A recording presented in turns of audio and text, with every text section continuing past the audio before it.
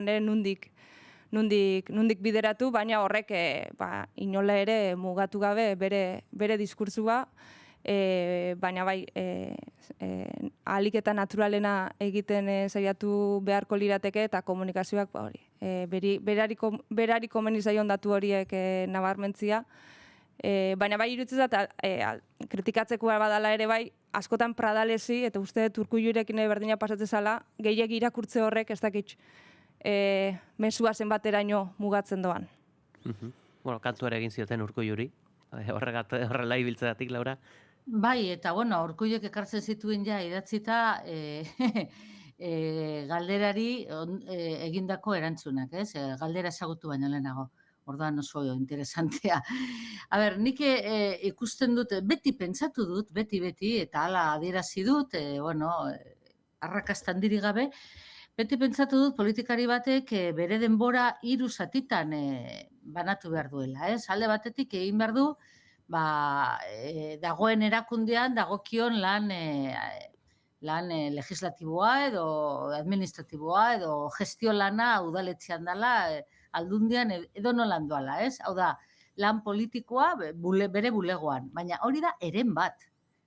Beste eren bat izan behar da kalean, izan behar da, hain zuzen ere, hartzen informazioa, hartzen pultsua, astatzen benetan, zentzu diren beharrizanak, kontaktua izan da, hau da, nire ustez politikari batek ezin du joan herri batera botoa eskatzera, aurretik ez bada egon 4 urte horietan zehar, gitxienez beste 2 aldiz pertsona horiekin hitz egiten.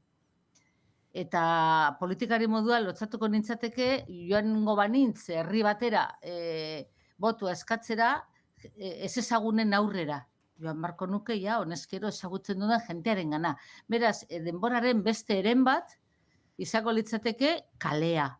Eta 3. erena, zalantzari gabe, eta alderdi bakar batek ere, ez du egiten, bakar batek ere, izan beharko litzateke pedagogia politikoa.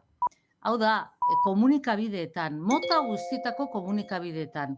Izan daiteke sare sozialetan, izan daiteke prentzan, norberak sortutako komunikabideetan, esplikatuz zer egiten ari den, zergatik egiten ari den hori, eta zein den helburua. Eta gero bai, balantzia egin, baina aldez aurretik, dakizunean, esplikatu egiten duzunean. Nire ustez alderdi guztien akatzan ninetarikoa da, lehenik eta behin ez azaltzea ondo, zen olako proiektu politikoa daukaten, arlo guztietan, hezkuntza arloan, ekonomia arloan, ni harritu egiten naz alderdi askok ez dakitela, oraindik zer diren sozialistak, sozialdemokratak, komunistak edo anarkistak, ez? Hau da, hainbat alderdik ez dute argi eta definituta beraien proiektu ekonomikoa, ez? Eta hori izan beharko litzateke politikari baten denbora, 3 eren, gestiogintza, kalea eta komunikazioa, pedagogia.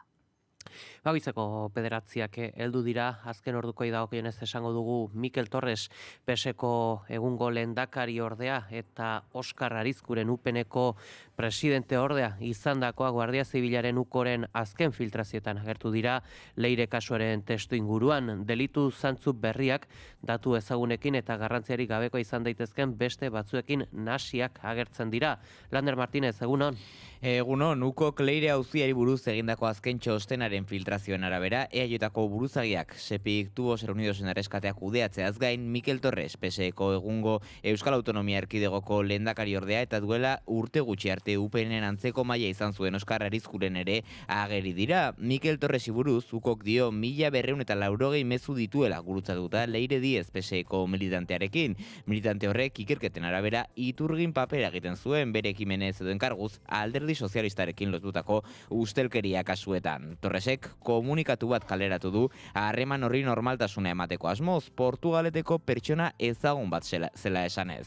Ukatu egin du, berarekin harremanetan jarri zela, ezein enpresa erreskatatzeko EAJko buruzagien eta ustezko sare horren arteko kontaktuen filtrazioari erreferentzia eginez, Tubos Reunidosentzat Sepiren babesa lortzen saiatzeko. Pradalesen gobernuko lehendakari orde eta ekonomia lan eta enpleguko titularrak adierazi duenez, Leire Diez oso aktiboa zen Portugaleteko gizartean, herriko hainbat ikastetxetako eta kirol taldetako guraso elkarteetako kide izan zen eta Portugaleteko Korreosen zigilu bat egin zuen hiriaren 700. urteurrenean, Diez Korreoseko arduradun instituzionala zenean. Garai hartan, Mikel Torres herriko alkatea zen 16 urtez mantendu zuen kargua.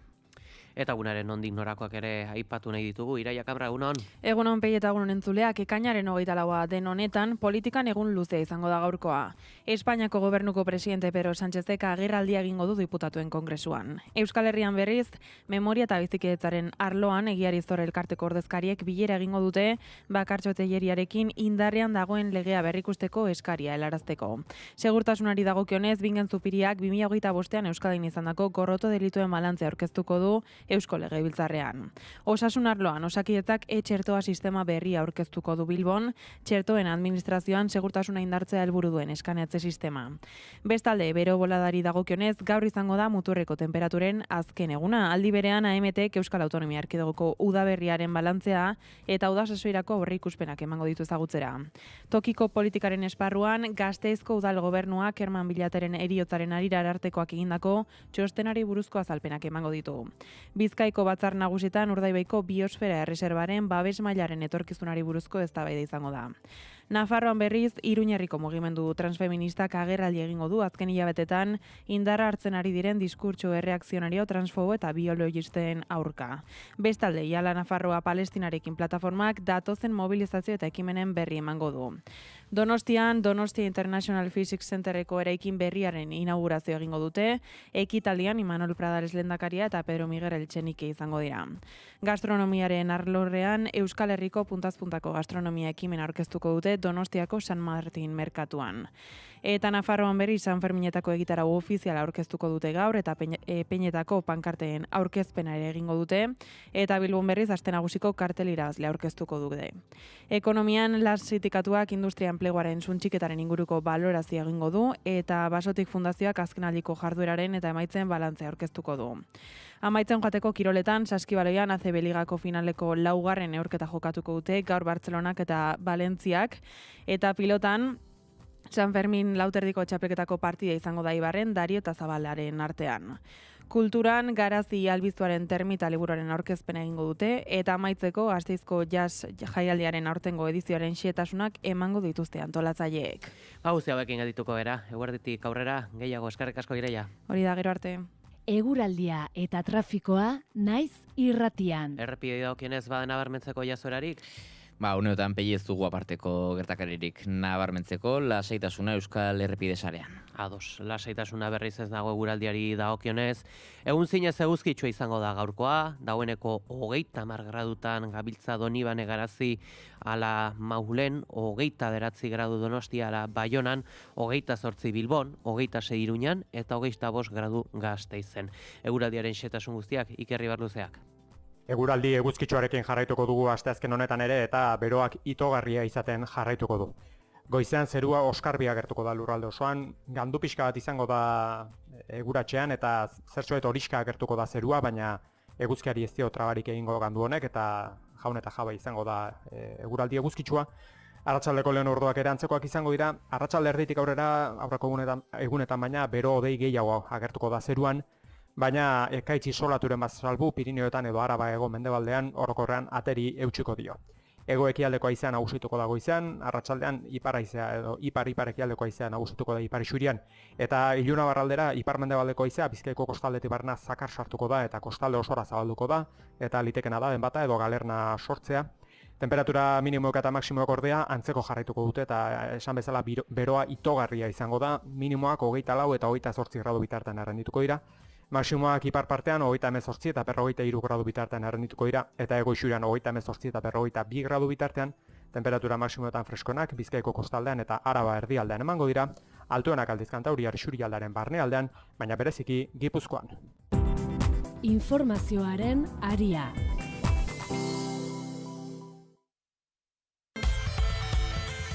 Badatoz San Pedroak Dimara. Ekainaren 25ean botako du txupina ganaderuen elkarteak. Eta ekainaren 29 arte makina bat ekitaldi eta mota askotakoak izango dira. Bertsolariak, hainbat lehiaketa, jolasak, kontzertuak ostegunean, ostiralean, larunbatean eta igandean izango dira. Eta amaitzeko ekainaren 29ean omenaldia egingo zaie herriko nagusiei. Egun horietan, Diman ez da eraso sexistarik onartuko, eta udalak eskatzen die bertaratzen direnei ingurumen zoragarri honekin errespetuz jokatzeko.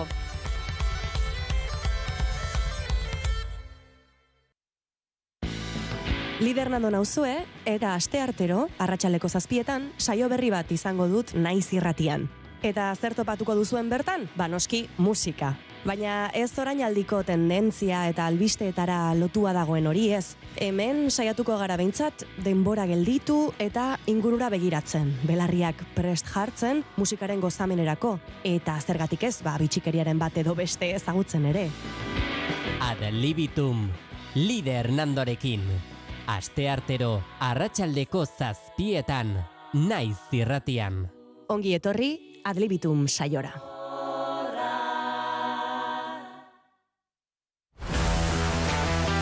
Kirolak poza ekarri ohi du maiz.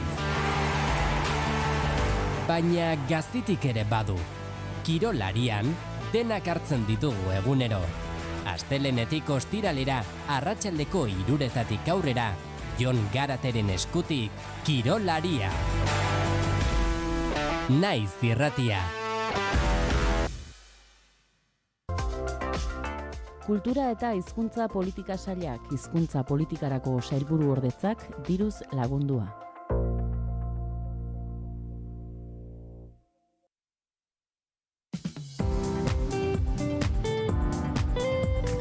Informazioaren aria.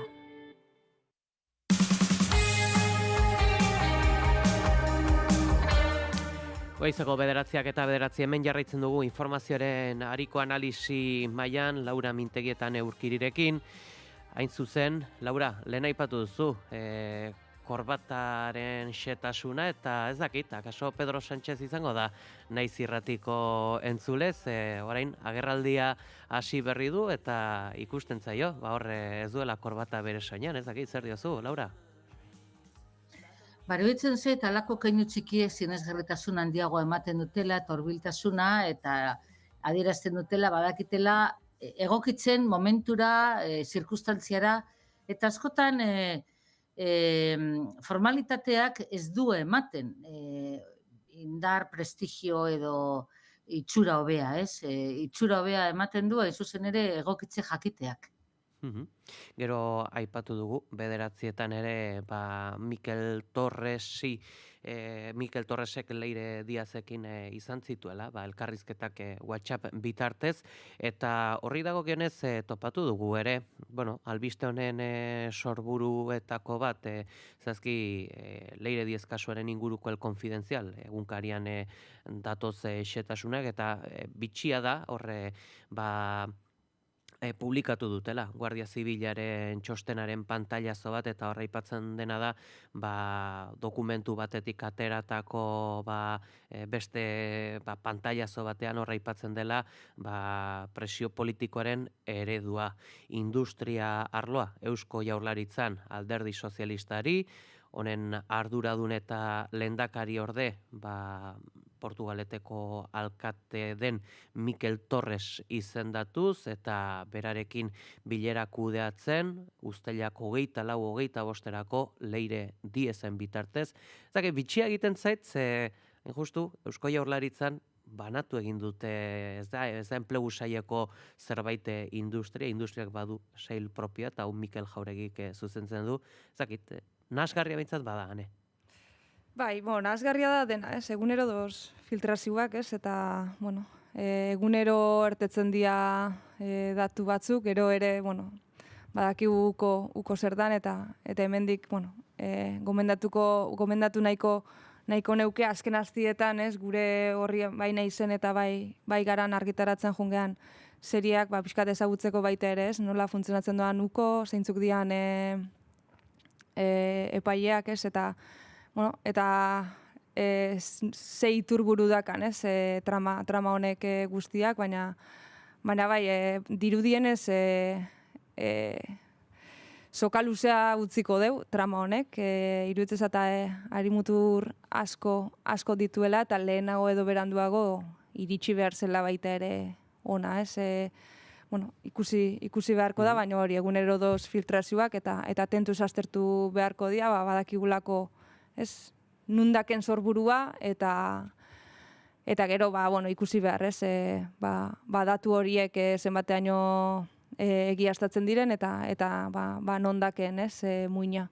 Baina bai aipatzen dezuna, ez, Mikel, osea, Lakuako gobernuan industria sailak bere saila daka, hemen, bueno, enplegu sailburua aipatzen da, Portugaleteko alkate bai, bueno, hor uste kontaktu asko egongo ziala eta gero argi ere gelditu da, ez, hemen baita ere, testak itxemendik hartuko deun, hemendik nahi desuna aztertzea, baina Aldamaren kasua, ez, kolaboratuz gero, sari bikoitza ere aldezula egin, eta kasu honetan ere bultzatzen dio Leire Diazi, berdina egitera, eta beraz, bueno, uste dut, uda eta urte nahaz pilatxu eukiko deula, gaur Pedro Sánchez badabila salpenak ematen, beraz ikusi behar zer ematen da. Ni neuen nahi atrebitzen, zer esatera, hori, badakigulako nundi datorren, eta gero, hari mutur asko daukan zerbait delako, eta neuk behintzat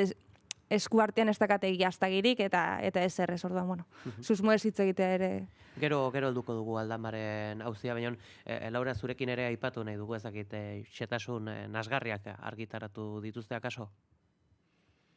Oso nasgarriak eta benetan bizarroak. Egia esan, astirik ez dut izan oso osorik irakurtzeko, baina irakurri ikusi dudanagatik, balitek edo esan dutena da, edo justifikatu dute alkatearen eta pertsona baten arteko 1000 gorako e-mail trukatzea, hain zuzen ere pertsona hori oso aktiboa zelako hanpan edo gurasoen batzordean, aktiboa zelako polikiloldegian, aktiboa zelako ez dakiz zenbat jarduera municipaletan.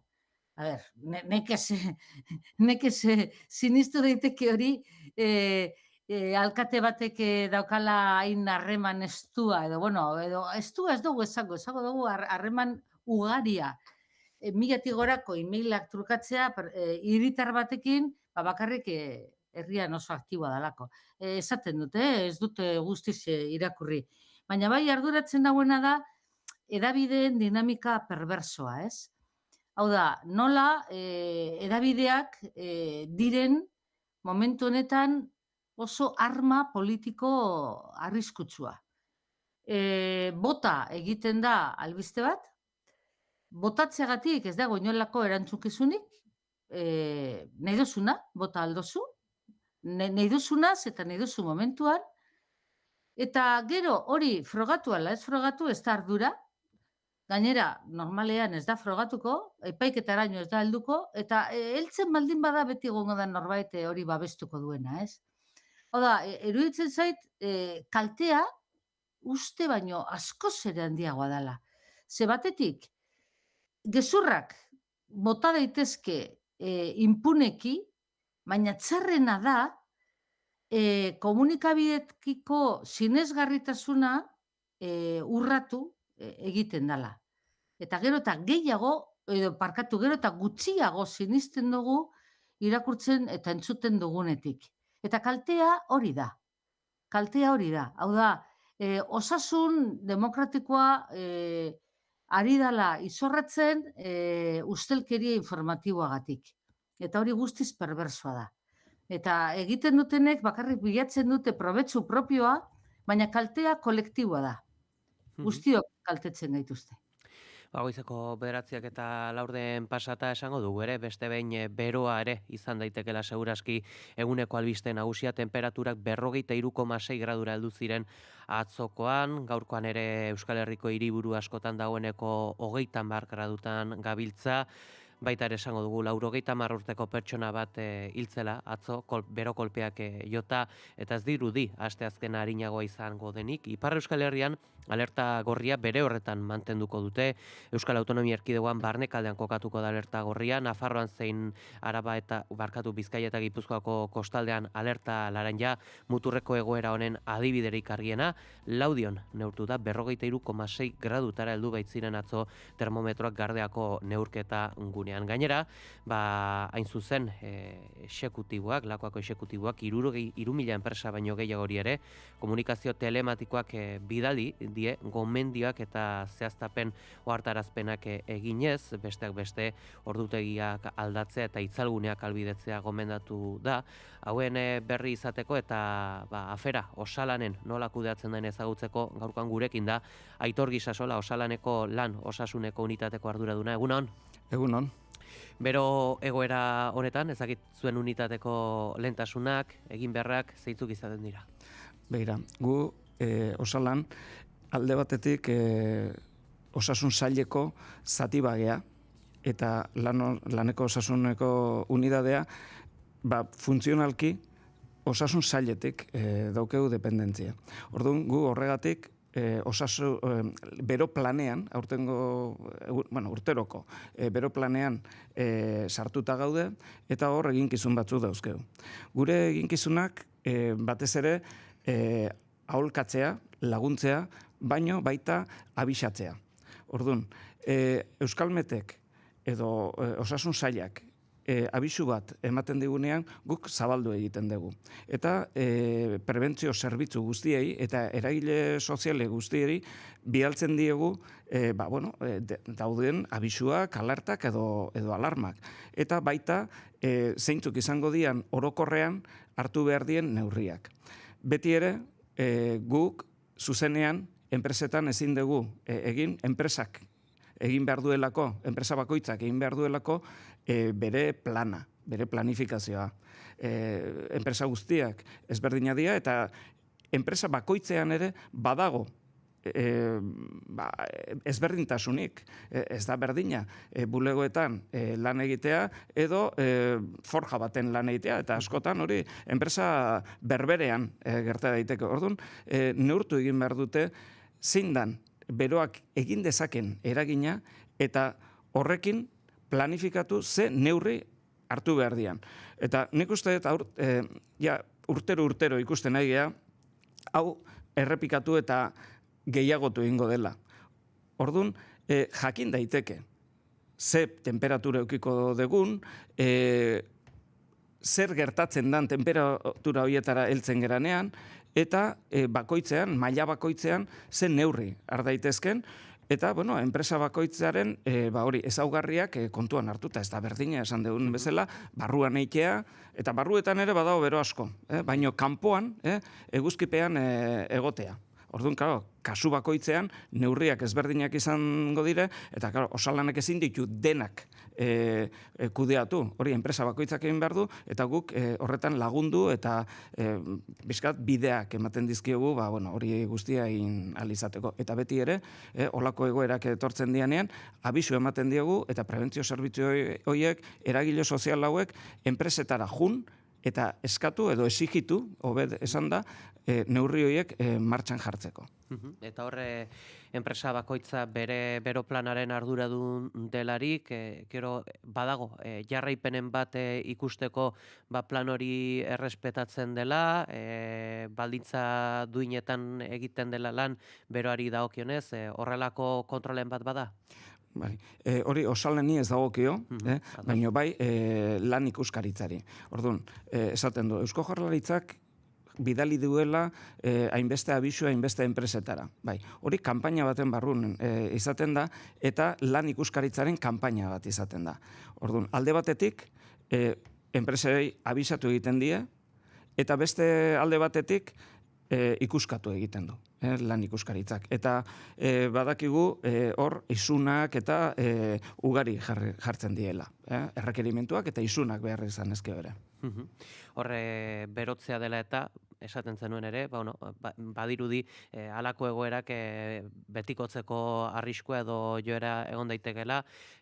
Hau ikusita, aurre ikusia duzue, epe luze ertainean moldaketak egin beharko direla gomendio hoiei dagokienez?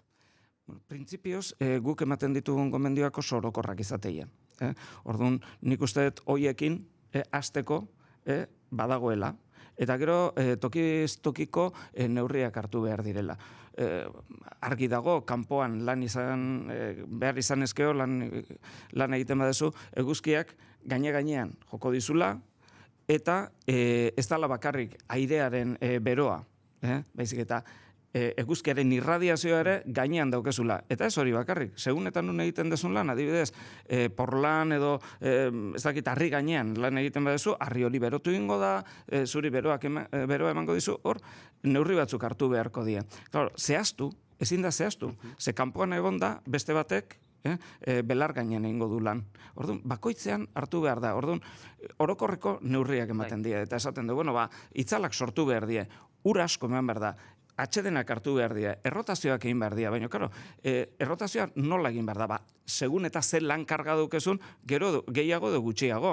Orduan, hori dena zehaztu behar da, eta zehaztasun hori ezin da erakunde batetik eman. Zehaztasun hori tokiz-toki, eta horretarako daude prebentzio zerbitzuak, enpresariek daukaten erantzukizuna, eta hor, esan behar da, gurean zer.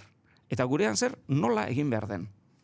Horrezakite, akaso egoerarik muturrenetako bat izan daiteke, akaso kalean lanean dabilen norbait, eraikuntza lana, asfalto lanak, horre aurre ikusten da, mugaren bat edo uneren bat esan beharko litzatekena, aski, hemendik aurrera ezin daiteke halako baldintzetan lan egin? Bai, orain alarma gorrian egon garela, kontuan izan behar da hori guztia, ze temperatura eta helduko garen, eta horrek kaltea sortu dezaken ala ez. Eta neurria lana ustea da izan daiteke. Eta enpresak hori egiten ez badu, langileek ere badute eskubidea, prebentzio legeak bere 21. Artikuluan halaxe esaten du. Ikusten baldin badezu, zure osasuna arriskuan jartzen nahi dela, lana uz dezakezu, gero abisatu, hau ezinezkoa da, eta justifikatu ezkeo, langile batek ere bere lana uz dezake momentu batean. Dena den, hori egin baino lehenago, hori dena aurreikusita badago esatea da, zenbat temperaturara helduko geran, ze irradiazio dagoen, eta hori kontuan hartuta, horlako arrisku maila batean gaude, ze neurri hartuko dugu hause. Eta hori aldez aurretik hartuta badago, datorrenean, berehala hartzea da. Ezin da hemen ibili improvisatzen, eta agian oraindik ez gera gauza izan, improvisazio hori usteko. Nik uste beti atzetik harrapatzen gaituela. Eta hori da ezinezkoa dena. Eta hori da osalanen mezua. Planifikatu egin behar dela, aldez aurretik jakin behar dela zeintzuk izango dian eszenarioak, eta eszenario horretan zen neurri hartuko dituzun. Eta ez itxoin, noiz gertatuko edo ja arazo bat daukaneako. Okurritzen zaite, akaso, antzekoa gertatu dela, ez dala osasun kontu bat, baina San Juan zuekin hori gertatu da, azken momentuan, azken orduetan erabaki da zer egin. Hori da, eta nire ustez, hori erakundeek, udaletxeek eta jakin beharko lukete. Gorria dagoenean, zertan ibili. Zertan ibili itxoiten. Aldez aurretik zu, baldin badakizu, alarma gorri bat dagoela, ja badakizu, agian zu hoiek ez diela egingo. Esan eta listo. Ez ibili hor bueltak eta nik uste dut askoz ere argiagoa da dena aldez aurretik aurreikusita eta gaur egun badago aurreikusterik hori guztia, ja neurriak aldez aurretik eta modu arbitrarioan ez da dila izan batek hartu duela erabaki eta nik ere orduan hartuko dudala.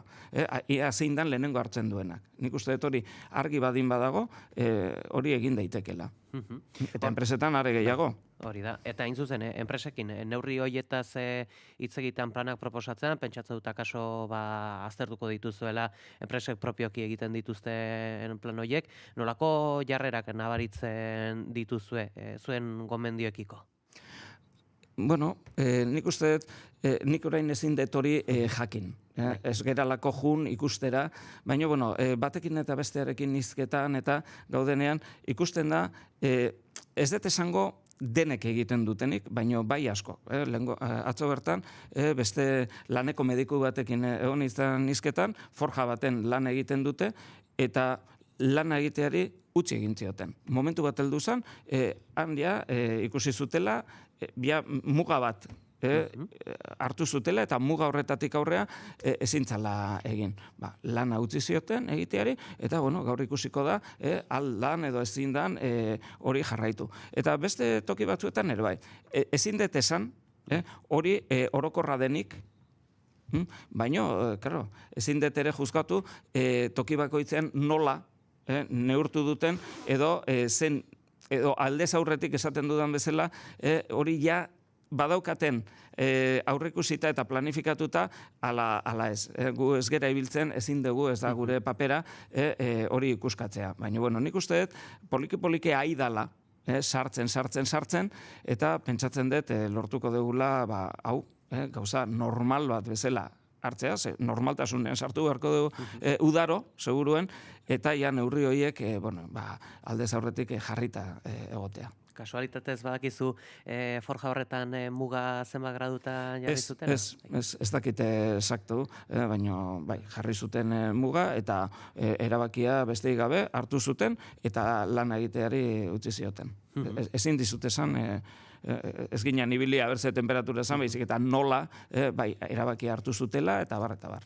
Uka ezin izango da, datu bitxia izango dela, baina lan osasunari dagokienez ere gogora ekarri nahi ditugu, lan istripuak edota lan istripu mortalak horraskotan aldea izaten da sindikatuek egiten duten kontaketekin. Zergaitik sindikatuek esaterako lan eriotz gehiago zenbatzen dituzte administrazioa baina? Bueno, hor kontua da informazioan nondik datorren asko. Seguridade sozialak onartu dituenak edo norberak edo kontatzen ditunak izan direla. Hor badago beti dantza bat, datu dantza bat. Eta gero askotan ere gertatzen da istripu asko gertatu bai, baina nola jasotzen den datua, horre egoten da beste datu dantza bat. Normalean iturrie da, datu iturrie da. Eta gero badago ere hor istripu mota bat dala traumatikoa ez dena izan. Askotan, lanean bati ez dakit zer eman diola, batzutan izaten da bihotzekoa edo iktus batek ematiola edo, eta, klaro, olakoak askotan ere gertatzen da, lanean gertatu direlako, hoiek printzipioz lan istriputzat har daitezkeela. Gero, zer gertatzen da? Seguridade sozialak askotan hoiek atzea botatzen dituela, ez duelako uste, naiz eta lanean gertatu lana izan dela horren kausa, horri biltzen da pixka bat, eta horre goten da pixka bat dantza iturria, eta gero batzutan, zu kontatzen dezu, hau, hiltzan edo zerbait oso larria gertatu zitzaion lanean, eman da, pentsatzen dugu, lan istripua dela, kumplitzen dulako, lanean gertatu dela, eta printzipioz hori dela, baina gero igual onartzen ez da. Eta onartzen ez denean, batek esan du, hau gertatu zen, eta besteak ez du errekonozitu, hor dantza bat egon daiteke. Baina, nik ez dut uste olako dantza horretan ibiltzea ez dut uste garrantzitsuena dela. Garrantzitsuena da gertatu egiten direla. Eta gertatze hori da kezkatu behar gaituena. Eta bai, izan delako zerbaitek harrapatu zaituela edo ez dakiz zer gertatu dela, edo bestela ere bertan eman dizula, eta, horiek hor gertatzen die, eta horiek ere jakin behar dugu, eta ea zerbait egin dezakegun horrekin, eta horretxetan gabiltza. Horre, hain zuzen, egoera hoiei dagokionez ere, aldarrikatzen dena beti bada prebentzioa. Ez dakit, nolako balorazioa egingo zenuke gaur egun prebentzioari dagokionez, askotan ere aipatzen da, ez da zehazki zuen arloa lan ikuskaritzari dagokiolako ere bai, baliabide gehiago ere izan ditzatela, ikuskari gehiago egon daitezen eta lakoak. Zuek nabaritzen duzue, zuen inguruan nola heldu ezinen bat badago eta dagoenik? Beira, laneko mundua oso haundie da, enpresa asko dago, eta baliabideak denetara heltzeko zaila da dana bete ahal izatea. Beti dago, baliabideen eskasia. Hori horrela izaten da. Eta gehiago edukiko bagenu, seguruen gehiago beharko genukela. Baina, dagoenarekin egin behar, eta aldala egiten da. Eta, nik uste dut, prebentzioan asko hobetu behar dela, asko, baina bakoitzaren erantzukizuna ere hortxe dago, eta ez da bakirrik, dirue atea, etekinak atea, badagoelako beste zerbait asko zere garrantzitsua dirue atea horrek pertsonek egiten dutelako, eta pertsonek zainduen behar ditugulako. Lan eriotze ez traumatikoak aipatu dituzu eta sindikatuek ere adirazi dute hauen kopuruak gorantz egin duela. Zakit kontu konplexua da, nola ziurtatzen da lan eriotz bat ez dela traumatikoa eta lanari dagokiola, ezakit hori identifikatzeko parametro batzuk badaude? A ber, bi mota daude lan istripuetan. Bata hori, zerbait argi dagoenean, objetiboki ikus dezakezunean, gertatu dela, eta horrek ez dakit, nunbaitetik ero izeala, edo zerbaitek harrapatu zaituela, baina batzutan ere gertatzen da, eta lan istripu bezala kalifikatzen die, hori, zu lanean zaudela, eta askotan, hori, pertsona bat bertan hil egin dela. Eta hori, printzipioz lan istripua izan daiteke.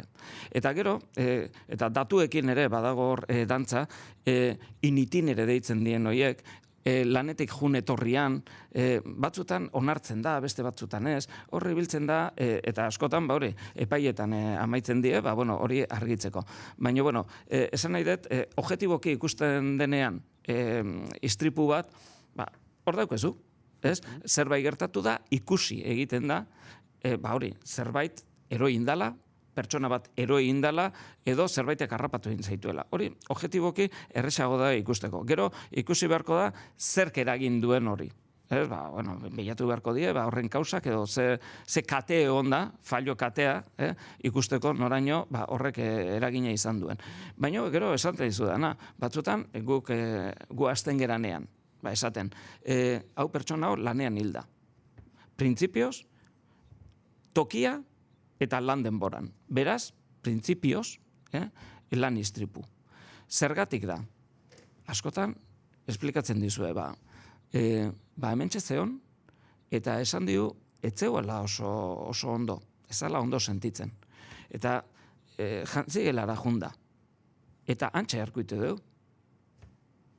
Eta, karo, hori lan istripu bezala hartzen da. Orduan, horren kausa zein dan, lana izan dan, oso zaila da ikustea, espada zerbait gertatu, objetiboki hartu dezakezuna. Horregatik, askotan, lehen esan dugun, dantza hori, dago, hori, lan istripu definizio horretan gauza asko sartzen diela. Eta ikusten badezu, lan istriputzat hartu daiteken zerrenda, luze xamarra da. Osea, nola, esan hau bai eta hau ez. Horri biltzen da gauza, baina badaude gauza objetiboak eta beste batzuk zailagoak direnak esateko espada, tokia eta denbora. Eta ez daukegu askoz gehiago. Hori bai, guk lan bat egiten nahi gea horren inguruan jakiteko zein sektoretan gertatzen nahi dan hori.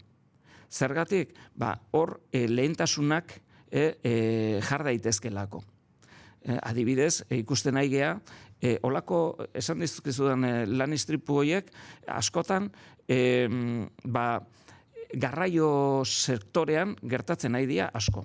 Asko edo, kopuru bat edo proportzio bat deigarria dena.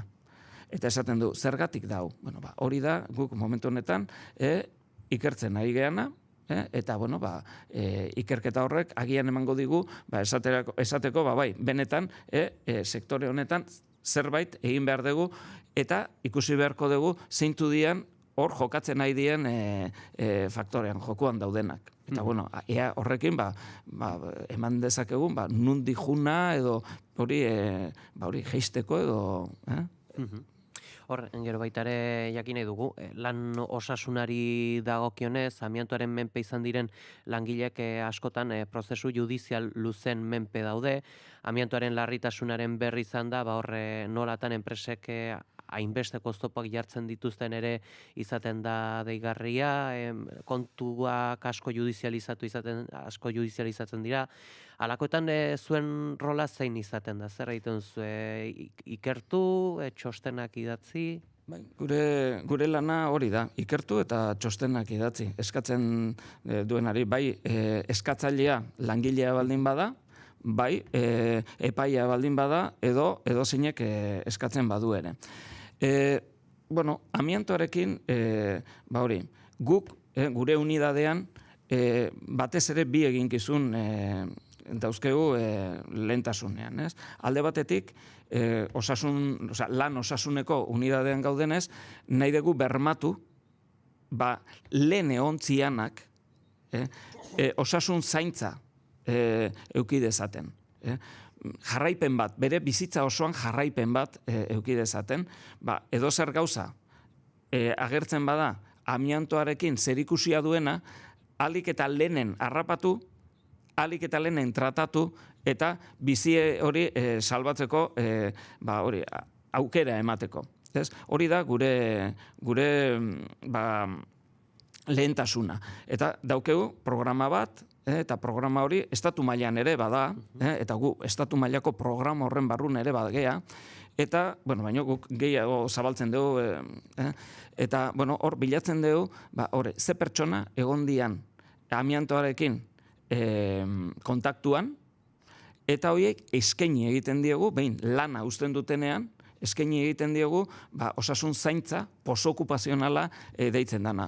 Hau, osakidetzan egiten da, baina guk bideratzen dugu osakidetzara jun daitezen, osakidetzak gero jarraipenaren emaitza ematen digu, eta hor gabiltza. Baita, lanean orain, amiantoarekin lanean nahi diana, batez ere amiantoa kentzen, horiek guztiak ematen digute jarraipena. Nola dijoan, zenbatean egon dian, nola dauden, medikuek osasun zaintzan egiten duten jarraipena zein izaten dan, ze emaitza ematen nahi dan hori guztie, eta hori guztie egiten nahi gea. Eta gero beste talde ere, orain, atea zan errege dekretu bat, nun ematen duen aukera indemnizazio batzuk eskatzeko, eta gure unidadea ere valorazio talde bat edo ekipo bat dago, eta horretan sartuta gaude, guz dauzkeun datuak, urtetan jaso ditugun datu horiek eta emateko, gero indemnizazio horiek ere eskala izateko, jendeak eskatu ahal izateko. Eta bitartean, gure teknikoek ere, eskatze zaigunean, pertsona hau egon ziteken, eta askotan izaten da, duela 30 urte, auskalo noiz egontzan pertsona bat esposiziopean, guk bilatu egiten dugu. Ea posible zan pertsona hau egin zuen lanean, esposizio hori euki zuen, ala ez zuen euki, batez ere hori, osasun zaintza hori bermatzeko, eta kasu honetan, zerbait eskatzen baldin badu, ere, hori jakinaren gainean gaude, eta txosten bat edo emateko dagokionari erabakiak arditzan. Amaitzeko nahiko nuke jakin baita ere gaur egungo ofizio garaikidetan nolako arazo berriak, nolako osasun arazo berriak identifikatzen dituzten esaterako, segurazki gure entzule asko ere izango dira lanean, ordenagailuaren parean, eta hor esaten dute, hor bista arazoak geroz eta lehenago etortzen direla, eta baita ere eskumuturretan tunel metakarpiano eta alakoekin, alako nolako kontuak identifikatzen zabiltzate azken aldian? gu identifikatzen nahi geha. Osa, ikusten da, lehen lan fisiko haundia egitezan bezalaxe, orain, gure inguruan behintzat, poliki hori gutxitu egin dela, desagertu ez da inoiz desagertuko noski, baino baita, jende gehiago gabiltzalaia gauza berriekin. Eta horrek normalean ekarriko ditu bi arazo nagusi. Seguridade arazoak ez die izango, seguridade arazoak izaten die, istripu bat, zerbaitek harrapatu nunbaitetik eroi, eta istripu ezautzen duguna, hori seguridadea. Gero dago higienea. Higienea izaten da normalean, edo zarata, erradiazioak, edo baita agente kimikoak, eta bar. Hori, ekoizpen inguruetan gehiago da. Baina, gelditze zaizkigu beste biak. Dala ergonomikoa, posturak, eta horre esan dezuna, tunel karpianoak, eta holako gauzak, sor daitezkela, ze postura hartzen deun, eta gero bestalde ere, psikosozialak. Eta psikosozialak izaten dira, lanaren organizazioarekin zerikusia duten faktoreek, nola ere egiten dioten osasunari ere. Hoiek seguruen, bi hoiek izango die gehien nagusituko direnak. Eta horrek beste gauza guztiak bezala behar dute ebaluatu. Ikusi, badago, badakigu dagoela. Nolakoa da, zenbatekoa da, nola eragiten duen. Eta horren ondoren jarri beharko ditugu neurriak. Zergatik gertatzen nahi da hori? Neurriak jarri ditza egun. Eta esatezen duna pantailekin eta gu orain bertan, aigea, gure unidadea, murgilduta dago, osasun zaintzaren protokolo bat garatzen. Zergatik? Pantailekin ibiltzeak ez du ekartzen gaixotasunik. Ez du ekartzen gaixotasunik, baino bai arazoak. Eta arazoak izan daitezke, batez ere, guk orain erderaz esaten duguna sindrome visual informatiko. Dala, zenbait sintoma, signo agertzen dienak, eta zerikusia dutenak, pantaileekin, edo pantaila ikusmenarekin zerikusi zuzena dutenak. Orduan, guk zer nahi dugu? Guk nahi dugu osasun zaintzak sindrome horren ezaugarriak lehenbailen harrapatzea. Pertsona batek baldin badauzke, lehenbailen harrapatzea daukan egoera ahalik eta lehenen zuzentzeko. Ikusiko dugulako, zuk sindrome horren sintomak edo baldin badauzkezu, zerbait zerikusi izango du zure lanarekin. Edo ez dituzu, auskalo, zure baliabideak nola erabiltzen dituzu, nolakoak diren, edo zure lan karga edo erritmoak ikusin beharko da zergatik. Baina gu gaude, eta medikuek hori daukeu, elbide, eta hori da, jun behar deguna ikusten. Eta, lanean nahi geha horretan. Ea, zein sintoma, signo agertzen dian, lehenbailen harrapatu, eta abisatu neurriak jarri behar direla. Medikuek ez dituzte neurriak jartzen. Hortarako badaude tekniko batzuk, ikusi beharko dutela, lanpostu hori, nola erabiltzen dan, ze lan karga dokezun, abar. Eta inkluso giroa, zein den. Ezetasuna, gauza asko egongo dira behiratu behar ditugunak. Eta hori da berria etorri dana. Lehen bulegoetan, etzan igual bulegoei etzitzaien garrantzia hondirik ematen, oain bulegoan nola dagoen diseinatuta, gero eta gehiago. Aireztapenak ere lehortu egin dezake gure giroa, edo ez, ikusin behar da, hainbeste gauza ikusi behar dira, baina gu horretan gabiltza, eta guain momentu honetan esatizut, murgilduta gaude, eta pentsatzen dut, datozen hilabeteotan, aterako degula, olako protokolo berri bat, horrek jarripen zuzena egin alizateko. Adiago beharko dugu orduan, Aitor Gisasola, Osalaneko lan osasun unitateko arduraduna, esker mila goizonetan gurean izategatik. Eskerrik asko zuei eta nahi dezuen arte.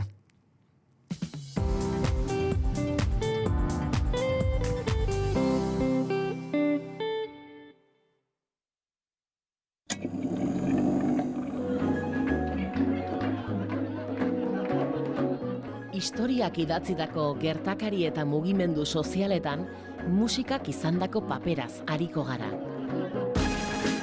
gramofonoan historia duten kantuak. Larun batetan, arratsaldeko 3:00, Naiz Irratian.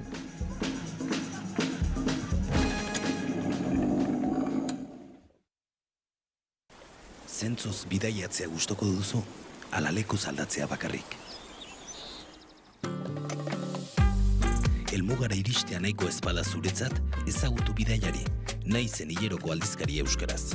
Istorio benetakoak, tokiko kulturak eta bihotzarekin egindako bidaiak. Mundua ezagutzeko modu berri bat.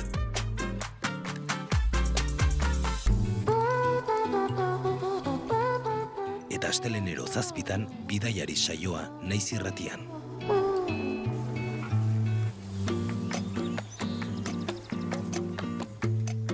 Bidaiari, lurralde berrietarakoaz.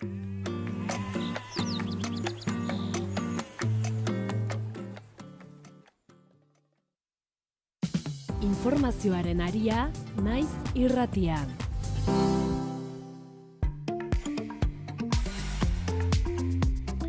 Goizako 10 gutxi izan daitezen 3 minutu besterik ez, eta esango dugu, kontu interesgarriak eta irakaspenak izan ditugula gaurkoan Aitor Gisasolarekin, horre segituan, seguraski askok buruan izango zenuten eta izan dugu, nik ala egiten dut lan, nik ordenagailu ala daukat, nire bista alakoa da, eta beno, baino itzulita elkarrizketaren sorburua badela, gaur egun dugun bero egoera honetara, ez dakit, elkarrizketaren lerroburua edo izan daiteke horre aipatu diguna ezagututa aipatzen zuen Aitor Gisasolak, ezagututa horre arazoak daudela, ezagututa alarma dagoela, azkenean improvisaziora jo dela, ez dakit, badau atentzioa deitzen duen kontuan, Bai, niri, harritu nagoena da, ulertzekua da, enpresa asko doz, eta esileike protokolo komun bat egin guztientza, bakoitza bere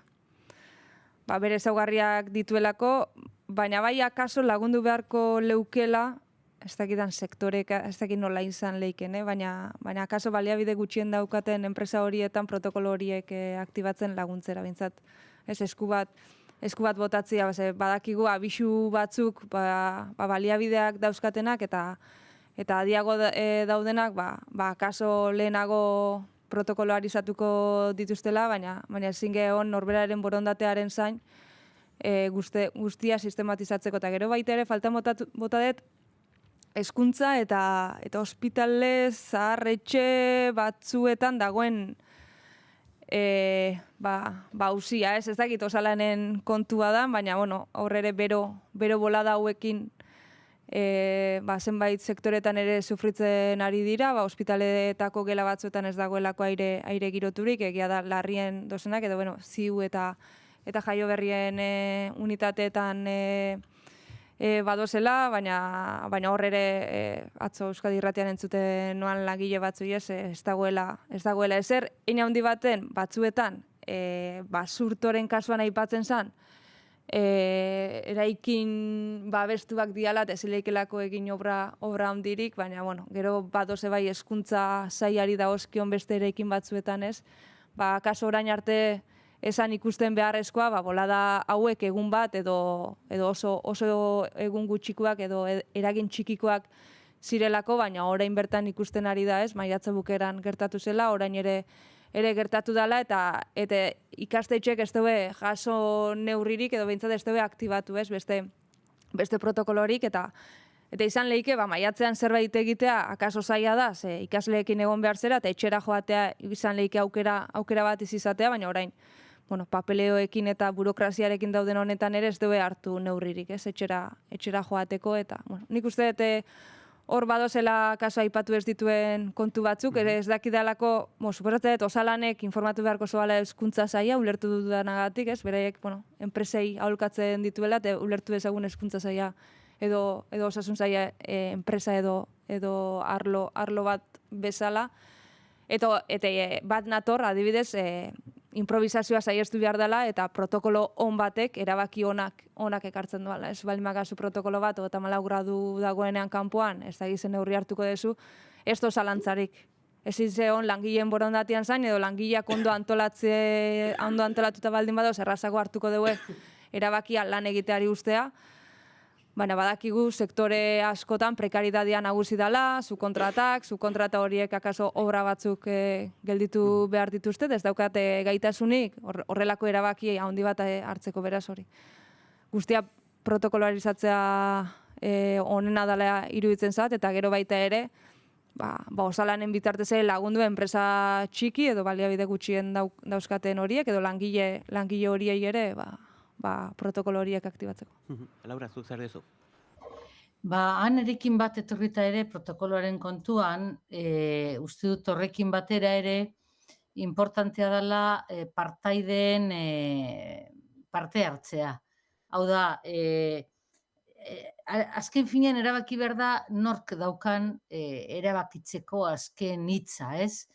Eta uste dut erabakimena zenbat eta partekatuagoa izan, are eta positiboagoa dela. Egia da, oinarrizko protokolo bat ondo ikusten dut, baina gero erabakia partekatzen duzunean, alde batetik neurriak hartzen badira modu kontsentsuatu batean, jenteak bere egiten baditu, orduan giroa hobea izango da eta partaide sentituko da erabaki horretan eta inkluso enpresa horretan, ez? Oda, beti pentsatu dut erabakiguneak horizontaldu eta sozializatu behar zirela. Eta gero bestalde batetik hartutako erabaki hori iraunkorragoa izango da, ez? Orduan, bai, agian goitik bera etorri beharreko protokolo bat ondo dago, abiapuntu bat izateko, baina azken hitza izan beharko litzateke erabaki kolektibizatu baten ondorioa. Hori punto bat. Eta gero beste puntu bat, amiantori buruz hitz egin duena, ez? Zoritzarrez, guztiok edo askok ezagutzen dugu amiantoren erruz gaixo dauden pertsonak. Eta kuriosoa da, ze geldoa den kronometroa kasu horietan, zenbat urte behar izaten dituzten gaixotasun hori onartu izateko. Kontrastea egiten du izugarri, nola 24 ordutan aktibatu daiteken erakundea hain zuzen ere asignatura zehatz batean, kasualitatez euskera asignaturan, zeroak egon direlako eta ez matematikan edo. Eta kasu horietan alarma guztiak aktibatzen dira ordutan. Eta beste kasu batzuetan erakundeak, instituzioak urteak behar ditu zenbait pausu emateko, ez? Eta hori da nin gehien azaltzen nagoena, ez? Kronometroaren erabilpen maltzurra eta nola denbora diferentea den segun zertarako. Orduan, lan istripuak, lan gaixotasunak, lan arazoak doaz kronometro batekin, oso astiro, eta beste gauza batzuk doaz ziztu bizian. Hain zuzen, esparru honi dagokionez ere, aipatu dugun beste kontuetako bat ere izan da lan eriotzen bueltan, zer nolako ezberdintasunak izaten diren, zenbaketak egiteko garaian eta batzuetan, esan digu, Itsasolak aferak judizializatu ere egiten dira, ez dakit. Triste xamarra da, mutur horretaraino heldu behar izatea. Beak azaldu dugu, ez? Datu batzuk objektiboak izan lehikela, da beste batzuk subjektiboak, eta hasiera horretatik hasitza ez, nik uste dut irizpide bateratzea zailago dela. Akaso izan lehike irizpide bat lanean hildakoen kopuruak zenbatzea, eta gero bakoitzaren kausa agertzea, izan lehike bihotzekoa izatea estresagatik, pixu asko eman doalako, bero zapa dagoelako eta lanian dagoelako eta baldintza horietan ezinezkoa zelako lan egitea eta beste kauza batzuk ere izan lehike bihotzekoak beste arrazoi batengatik jotzia lanian zaudela. Claro, horiek baloratzea iruditzezat zaila, baina horiek baloratzeko zailtasunagatik datu batzuk txikitzi ere ez dakit justua iruditzezaten.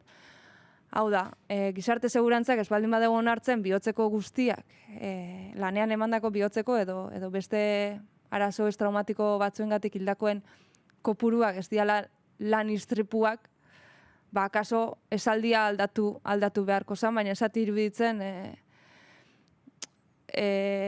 datuak minimizatzearen irizpide subjektibo horien argudiotan sartu beharko genukeenik, ez? Lanean ematen die heriotzak, izan lehike traumatikoak, izan lehike ez traumatikoak, eta horiek guztiak zenbatu egin beharko zian, gero, Aitorrek esan doan bezala, kausa guztiak aztertu, eta kausa bat, enpresa baten, askotan errepikatzen baldin bada, kaso ez da bihotzeko isolatu bat, baizik eta beste zerbait, ez? Aipatu dana garraiolarien kasuan edo arrantzan ere, bai. Arrantzan ere asko ematen dira. Eta ez nuke esango arrantzan itxasodontzian bihotzekoak eman da ez danik lan istripu bat. Orduan, irizpide subjektibo horiek banalizatzearen aukero horri behintzat ateak itxiko nizkioke, behintzat datuak egia datuak datu diala, baina bai on beharko zan, ez dakit, transparentzia gehiago edo ez lehia hori, ez? Batek esan dugu urtean ez dakit zenbat hildako eman diala, da beste batzu gutxiago, ez da. Eta ez gabiltzelako numeroen gati, pertsonen gati gaude, eta iruditzezat askotan hori galtzen deula, ez? Urtea hasten da, eta aste baten eman dialako horrelako gazoak, aste baten 4-5 langile hiltzen dira, da zenbaki bilakatzen dira, eta ez pertsona, eta uste dut gutxi edo asko izan, edo batzuentzat gutxi eta beste batzuentzat asko izan, iruditzezat arazo larri baten aurrean gaudela, eta datuen lehia horretan ez alde batetik eta ez bestetik ez gala, erori behar. 2 minutu besterik ez zaizkigu gelditzen goizeko 10 izan daitezen, beraz, ondo baderizozue, hemen utziko ditugu analisi mailak eta esango dugu, gaurko ere apur bat bereziago ere dela, ikasturteko azken analisi maila delako, Laura Mintegi eta Neurkiri, mila esker, ikasturte honetan gurekin izateatik eta zuen ekarpen guztiengatik. Plazer bat, da aurrengo ikasturtean ikusten gan. Eskerrik asko zuei deitzegatik, bai. Nahi duzen arte, eskerrik asko.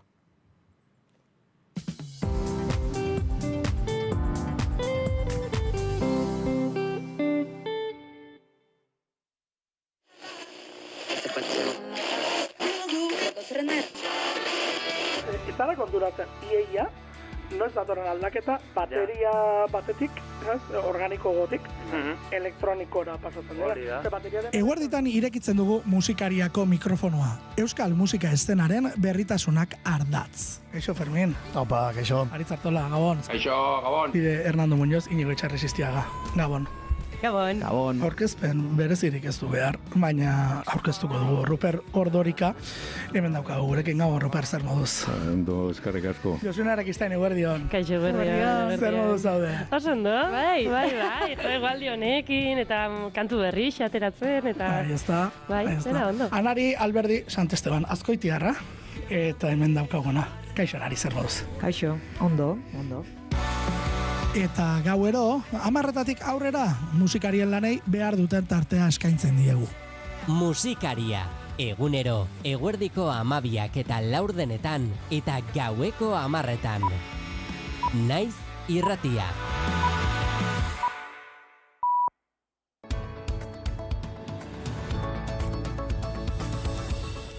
Goizeko 10 dira, Pedro Sánchez, Espainiar Estatuko presidenteak agerraldia egin du, berak hala eskatuta kongresuan, PSOE epizentroan duen ikerketa judizialen filtrazioen segidaz hitz egiteko.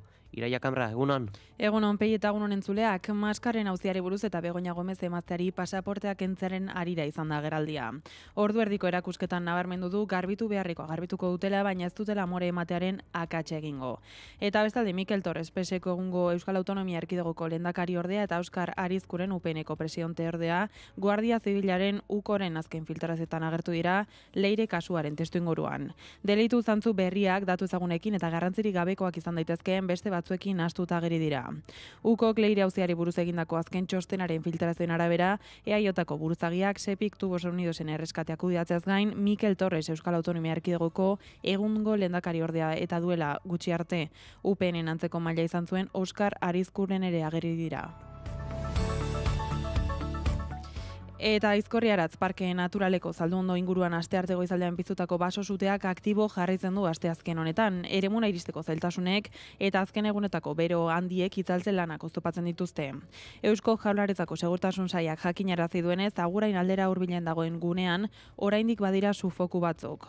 Sutearen lehen abisua astearte goizaldeko 3 aldera jaso zen eta horregatik atzoaireko baliabideak ere mobilizatu behar zituzten guztira 3 helikoptero. Gainera suak hartutako gunea bera da asteburuan tximista batek eragindako sute txiki baten agertokia izan zena. Bere boladak hainbat sute eragin ditu azken egunotan, batez ere Nafarroan, besteak beste, Maineru, Kaparroso eta Paternenen izan dira esku hartzeak. Eta ez behar bat, gizonezko baten gorpua agertu da asteazken honetan goizetik itsasadarreko uretan Sestao parean Lakoako Segurtasun Sailak jakinarazi duenez. Ertzaintzak ikerketa jarri du martxan ura identifikatzeko eta heriotzaren arrazoiak zehazteko. Eguraldia eta trafikoa naiz irratian. Trafikotik aipatu digute errepideak lasai daudela, horrela jarrai dezatela goizean zehar ere, eta behin hau esan da eguraldiaren xehetasun guztiak ezagutuko ditugu Iker Ibarluzeren eskutik. Eguraldi eguzkitsuarekin jarraituko dugu asteazken honetan ere eta beroak itogarria izaten jarraituko du. Goizean zerua oskarbi agertuko da lurralde osoan, gandu pixka bat izango da eguratxean eta zertxoet horiska agertuko da zerua, baina eguzkiari ez dio trabarik egingo gandu honek eta jaun eta jaba izango da eguraldi eguzkitsua. Arratsaldeko lehen orduak ere antzekoak izango dira, arratsalde erditik aurrera aurreko egunetan baina bero hodei gehiago agertuko da zeruan, baina ekaitz isolaturen bat salbu Pirineoetan edo Araba hego mendebaldean orokorrean ateri eutsiko dio.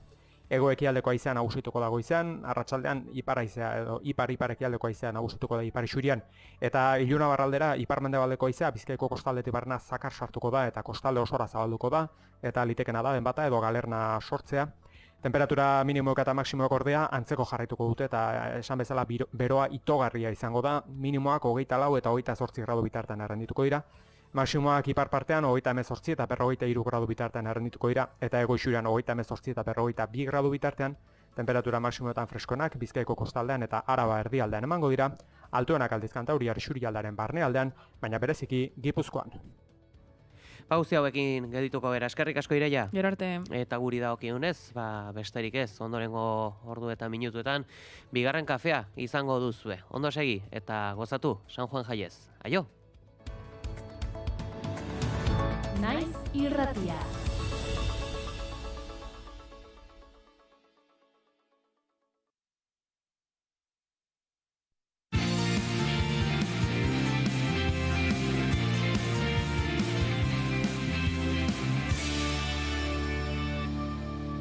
Naiz irratian, bigarren kafea.